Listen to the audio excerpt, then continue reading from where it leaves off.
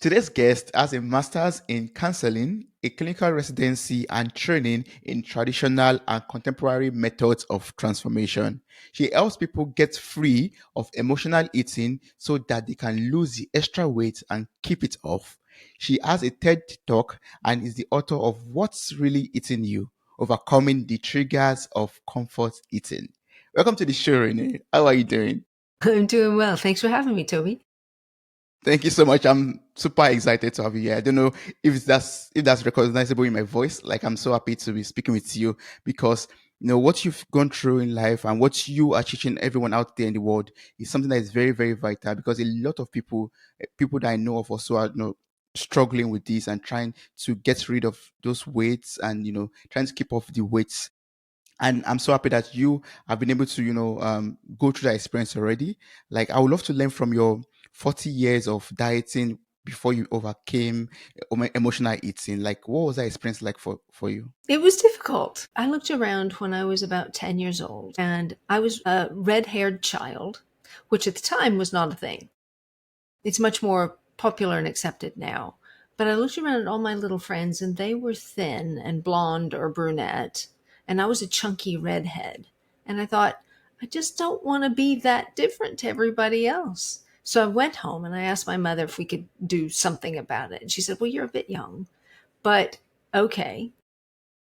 So we began on a diet and we did really well for a month or so. And then something would happen. We'd either go visit family or go out for a meal or have a birthday party or something. And it would throw us off our diet. And it took us longer to get back to it. So we would essentially just regain what we had lost and start again. And that went on 40 ridiculous years. Obviously, I was not a very fast Wow. learner, but it was hard because you lose 10 pounds and you're feeling great. Yes. And then you think, I can just have this, or I can just have that, and they multiply themselves. Or maybe, you've had bad day at school or at work, and you think, I just need something to soothe myself. And food works so well. And then before you know it, you've gained back that 10 pounds and then some. That's that up and down thing. It's just ridiculous, but we do it. Yes. And I'm so happy that you're able to overcome emotional eating. So I'd love you to, first of all, educate us on this. Like, what is emotional eating? Can you explain it to a layman out there? Sure. Emotional eating is eating for any reason other than hunger. So we eat because we're sad, bored, mad, frustrated, annoyed, but we also eat when we're happy, when we're trying to celebrate. And Yes. one feels better than the other, but the result is always the same because we Yeah, tend true. to we feast for holidays. Or when the family Yes. gets together, we feast. And that's wonderful, except that we tend to overeat. And if your emotional eating causes you to overeat, then the problem shows up on your waistline. Yeah, that's true. Wow. So, all of this festive period and everything, makes us to develop that habit of emotional and comfort eating. Yes, yes, they do. And it's like, well, this made me feel good today, and we've got all these leftovers, and I don't want to waste them. But what I say is you can either waste them by throwing them in the trash or waste them around your waistline. Take your pick. Yeah, I don't want to waste them around my waistline. Renee, I would love to dive back a little bit to, right now, also to your experience of, trying to diet or be on that diet yo-yo for 40 years. You went through that phase in your life, and afterwards you were able to overcome emotional eating. So what made the difference for you in 2012, and how has it been up to now? Like, what made that difference? How were you able to overcome that emotional eating in year 2012 hmm and all through up until now? How have you been able to do it? Well, part of it was I kind of hit my limit, as it were, because I had started the new year, as I started every new year, with the resolution to lose the weight. And I did well for a couple of weeks, and then I'd get off, and I'd do well for a couple of weeks, and I get off. And finally, when we got to April, I was standing in my closet, Toby, and I thought, not even my fat clothes fit. I had to use a safety pin around my waistband so I could go to work that day. And I came home and I thought, okay, this is the time it's got to change because I can't buy all new clothes. And I was so upset because this was going to be your year. And what have you done? So Mm. when I got home that day, I started doing some research and I came across this term that I hadn't really acknowledged before, which was emotional eating. And I thought, okay, great. Now I know what it is. How do I fix that? And I didn't know. I just didn't know. So I actually hired someone to help me work through some of the stuff. Because, I mean, the thing about resolutions is the only way to make them work is to resolve the issue that is driving the problem. So I had to resolve the issues that were driving me toward food for comfort or stress relief. And, it took a while to work through all the stuff. But once I did, then I could think differently. I didn't have to just go to food because that's always soothed me before. I've got Yeah. other things. And I don't have all of that extra baggage in the back of my head making me feel bad. So I Yes. didn't Yes. need so much comfort. Wow. So if you don't need so much comfort, then you don't need comfort eating. Right. Yeah. Yeah. Yeah. Yes. Because I had resolved all the issues. And I actually reached my goal the week before my 50th birthday. And I don't Wow. know That's if you know awesome. this about women, Toby, but that's kind of a time of life where things change and it gets a little bit harder. And it's probably more hard in our minds than it is actually on our waists. But I have spent the last 9 years at the same weight. I plan to hit my 10th anniversary at this weight. Yes. You will do it. I believe that. Yes, I believe that. And from your story, I was able to pick the point that your personal development, your self worth, the way you looked at yourself also affected comfort eating or influenced it in some ways. So, can you explain the relationship between your self worth, the way you see yourself, and comfort eating? How do they relate to each other, and how do they influence each other? Well, I believe the real pandemic worldwide is low self esteem. It's not Mm. that thing that shall not be named. There are so many women in particular and men who struggle with their self esteem. So when they're feeling bad about themselves or someone has said something awful to them, then of course they're going to need comfort. And from from the womb, we learned that putting something in our mouths make us feel better. I mean, you can see sonograms with babies with their thumbs in their mouths. And when they come out, if they're crying, we give them the bottle or the breast or a pacifier, and they're soothed by that most of the time. Sometimes they need a diaper change, but. And as we get older, long about 2, 3, 4, they take the pacifier away. So they go to sucking their thumb again or to biting their nails. And as they get older and get to make the choice, then they go to food, pizza, donuts. And it always makes you feel better because it is that oral soothing that works so well for us. So when we feel bad, we're trying to make ourselves feel better in the way we know how. And that's usually putting something in our mouths. Now, that's not the only way, but it's available, it's easy, it's legal, and everyone else does it that way. So, yeah, that's what we do. Yeah, that's true. Wow. So that means if we really want to go to the root cause of it, or if we want to overcome comfort eating or emotional eating, we have to go to the root cause of it all and work on our self-esteem, work on our hmm self-worth. Are there like some advice you could share with us or some tips on how we could boost our self-esteem and our self-worth? Well, part of it is choosing Mm. because we all have this sort of inner critic that reminds us every day of the things that we do wrong.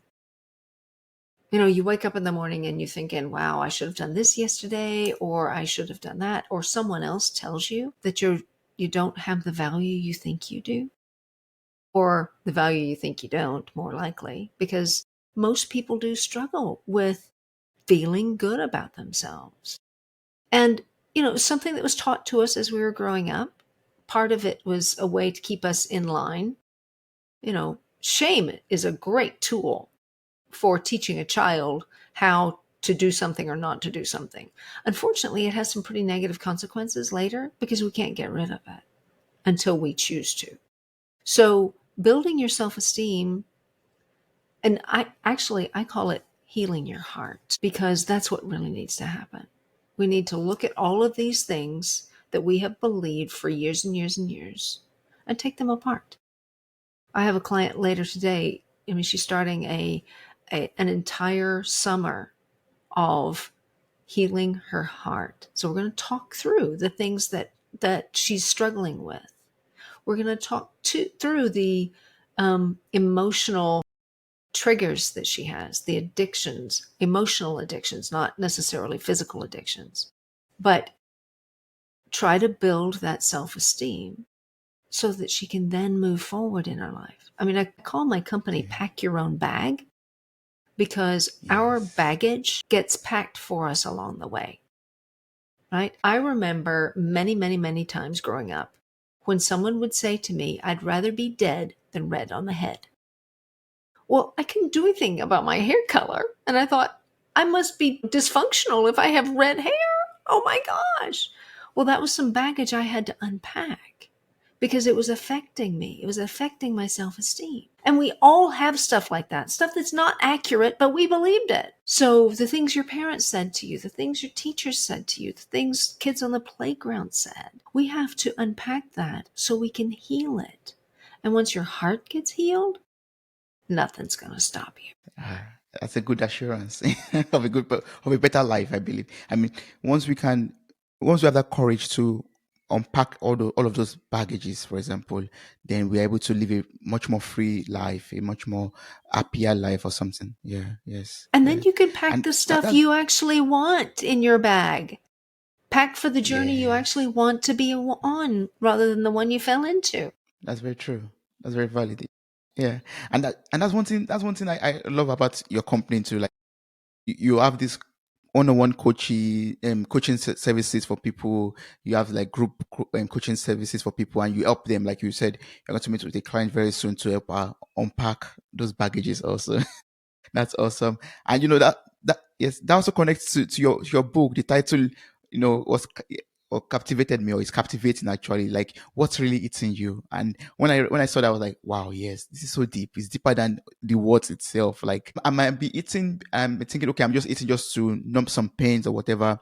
But what's really eating me is that pain, not the food that or the weight I'm gaining from that.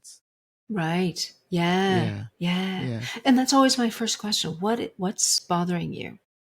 What keeps you up at night? What wakes you in the middle of the night that you want to be rid of? What's that negative thought in the back of your head that affects your behavior? Let's deal with that. Because if we can get you free of that, you're free. that's true. Yes. Yeah. So what motivated you to write the book? What motivated you to say, yes, now it's time for me to share with the world, about all of these triggers of comfort eating? At what point in your life did you say, yeah, it's the right time, the right moment to do this? It was 2016. And I thought, okay, this could be a book. And I have written for magazines in the past. I did journalism in college and all of that sort of thing. And I love writing. And I thought, well, this is something I could actually share with the world because I know I'm not the only one who struggled with emotional eating, comfort eating. So I just kind of started gathering ideas. Okay, what are the steps that I went through? Put them each step in a different folder and then just added stuff into the folder to give me material to work with. And then I just put it down on paper and it came out in 2017. So I can try to talk to everyone in the world, but that's probably not going to work. Too many people. But I can tell them my basic structure in a book. And it's now in English as well as Spanish. That's good. Yes, it's a wonderful gift that you're sharing with the world. Like, you're helping a lot of people, millions of people that are struggling with comfort eating. So can you like share some of the insights that you have in this book, like some of the triggers of comfort eating, and your journey that you also shared in the book too? So it's basically my journey with opportunities for them to reflect on their own. In fact, every chapter has a page for your consideration. And if someone wanted to and could hold them to it, they could study a chapter a week or whatever. They're not real long, and go through the questions and help themselves move toward being rid of comfort eating. That's how I structured it, so that they could work through it. But things like recognizing, okay, what specifically are the triggers? When you want to crawl inside the refrigerator, what's going on and what is the trigger food? I knew that when I was circling my refrigerator, going back for yet another spoonful of peanut butter, because that was my food. And it's a perfectly wonderful food, but quantity matters, Toby. You can't have a jar of it a day, right? So I knew that I was in need when I kept going back to the refrigerator. So if you can find your food and then figure out, okay, what's driving that?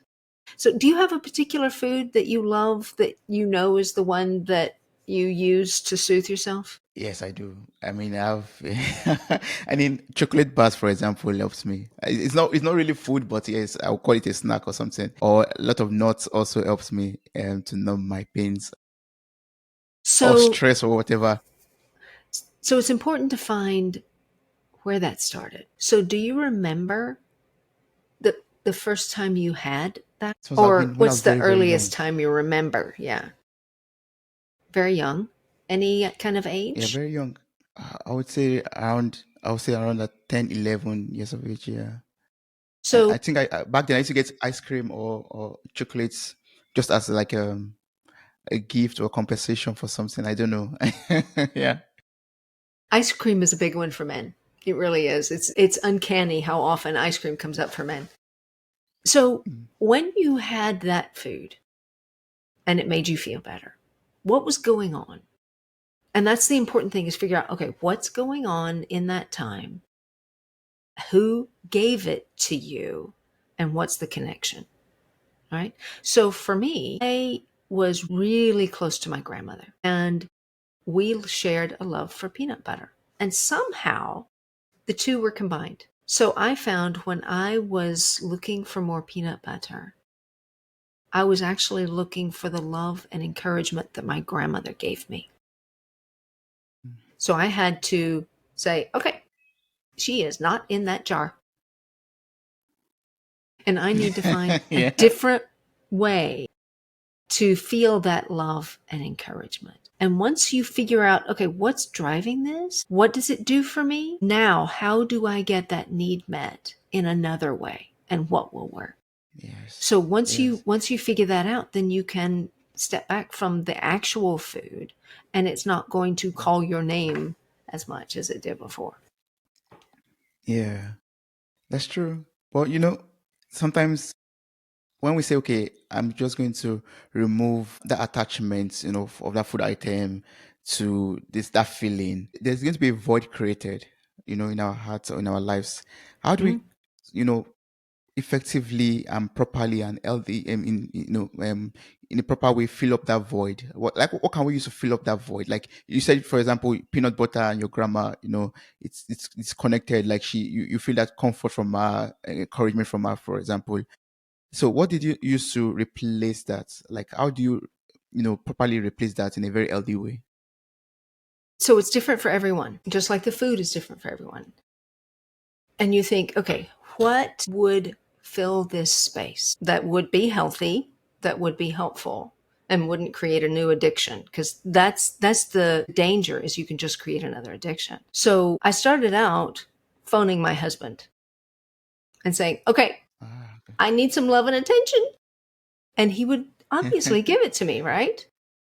I need some encouragement. And he would list all kinds of things that I had done well. And then I was able to do it for myself. When I feel that vulnerable, I actually have a list in my journal of all the things that I use to help me feel loved and encouraged. It would not help to replace it with another food. Some people do activities. It's like, okay, I just need to go for a walk, or I need to play with the dog, or I just need to take a nap, or I need to study something encouraging. It all depends on you. For me, my list works really well because I can look at it and say, okay, there's this and there's this and there's this, and I'm good at that. And whatever this is that is causing the issue, I'll figure that out because I can do that. And then it'll go on that list, right? So the more we can do it for ourselves, the less likely it is to be as bothersome. But we've got to have the discipline to actually go to that, because Yeah, it would be easy that's to true. just keep doing the same old thing, but that gives us the Mm. same old results. You're very correct. That's true. And I love the fact that you mentioned discipline now because it made me remember, during that 40 years of, you dieting, but whenever there's an event of feast or festival or something like, and there's a lot of food and you get to feast properly and then you just go back to the old ways again. And it's just that's a vicious cycle basically. Mm. how, Mm. how do we how do we train our how do you train ourselves in a way that we're able to overcome temptations, especially if I visit my family, for example, and the house is full of ice cream, for example, or chocolate bars or chocolate ice cream or whatever that I love to eat. Maybe now living alone, I am able to resist the temptation by not filling my house with snacks and all that kind of things. But I Mhm. can't control it when I visit a friend or my parents or when there's an event or something that's to be celebrated. So it's okay to have a day where you do something off plan. We go for Yeah. holidays. We go to my in laws. There are sometimes special events that we attend. But the key for us is that none of that food comes home with us. So my house is a sanctuary, and I don't bring foods in that I don't want to eat. Yeah. Now, or if it's something that I really love, then I put it in portion controlled containers in the freezer. Mm. And once a week, I can have that. I allow myself that. But I've got Mm. the space at the moment, and I've got enough parameters that keep me safe. Now, when I was losing, no, because would have been so easy to have gone off track. But that's Yes. part of the maintenance, is allowing yourself things now and again, Mm. but not making it a daily habit. So for weight loss, yeah, it's important to find what works for your body and to try to stay away from temptation. But it's going to come anyway. So you choose a few times where you allow yourself. But that's one day or one meal, not a week or a month of them. But it's making a choice for your best rather than what you were trying to get rid of. And that's sometimes a hard adjustment to make. But if you keep trying to make that adjustment, you will. It's just not giving in to your lesser self that wants whatever it wants all the time. But it's making a choice. Yeah.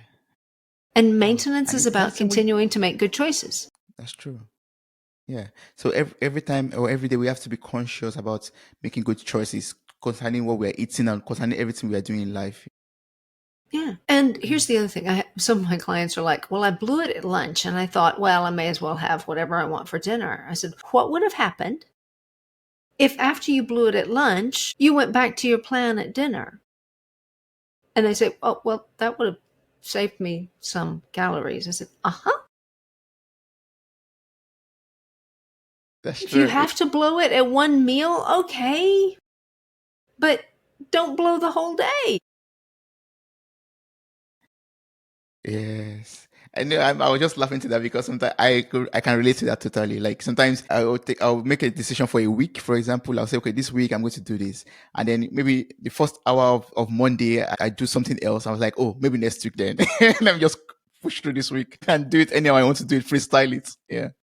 So if I have a big meal at lunchtime, or I know I'm having a big meal at dinner, then I do my best to uh, be a little more circumspect throughout the day. So, okay, I know I'm having this big lunch. I'm going to have something light for dinner. Or if I know I'm going to have a big dinner, I'll have something light at lunch. Because if I have more food at either one, there's got to be a balance somewhere. And you can't enjoy the feasting meal if you're feeling bad about what you had earlier. So it's about maximizing your enjoyment where it comes rather than, I've messed up and I'm going to just eat this. I know it's not going to be good for me, which takes away the joy. That's true.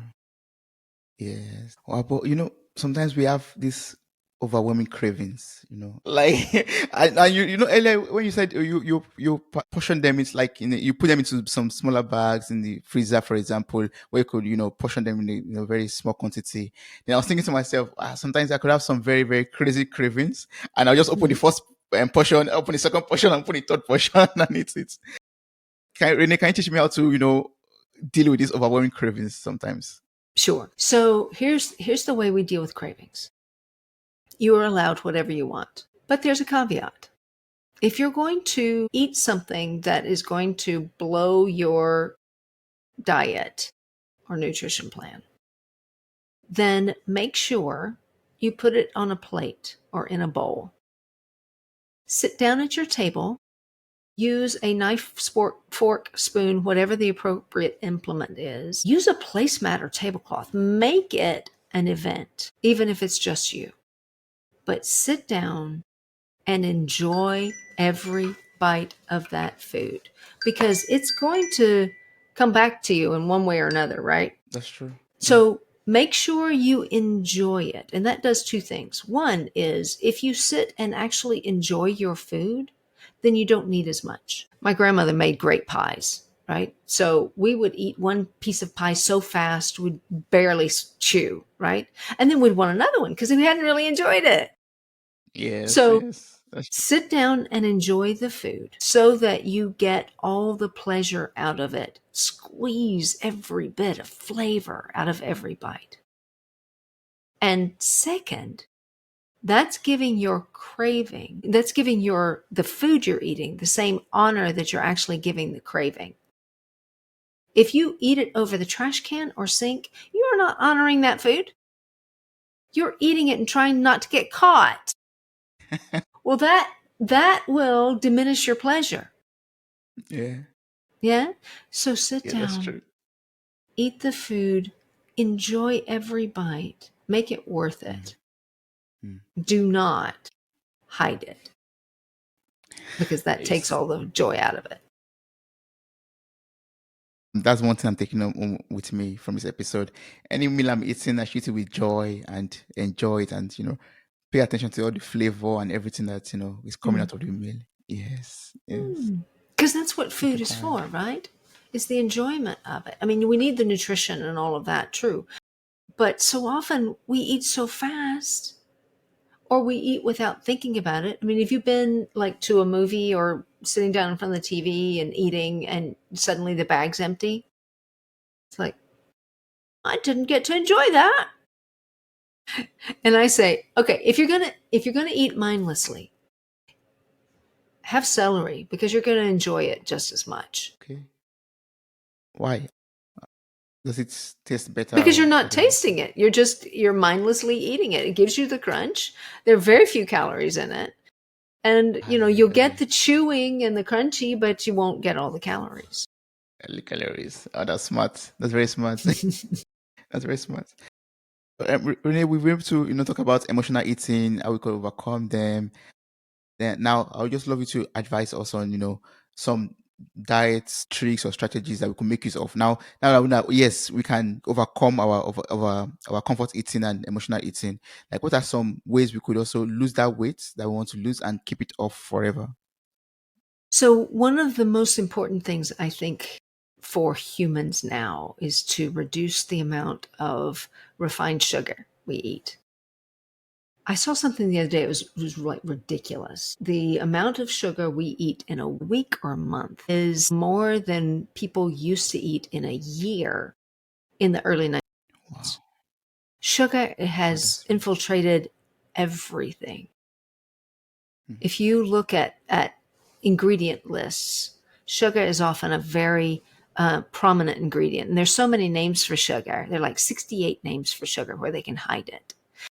But what they figured out is that there is a bliss point, and it's a combination of sugar, fat, and salt that you just can't stop eating it. It makes it addictive. And they've been doing that for the last 50 years. So if we can reduce sugar in our lives, that will help us not eat as much. Hmm. You don't have to get rid of it completely, but I'll tell you, when I did, it made life so much easier because you don't get all of those cravings that you used to get. I do not get as hungry as I used to get. So having less sugar is helpful. Another thing is to reduce or eliminate snacking. And this is why. When you take something in your body that has calories in it, your pancreas produces insulin to try to balance out your blood sugar. The only problem is when insulin is flowing through your veins, your fat cells shut and nothing can come out of your fat cells when insulin is flowing through your veins. I don't know about you, but I want my fat cells letting go of fat as often as possible. So every Yes, time you yes, have a yeah. snack, you're closing off your fat cells again. They can't release anything,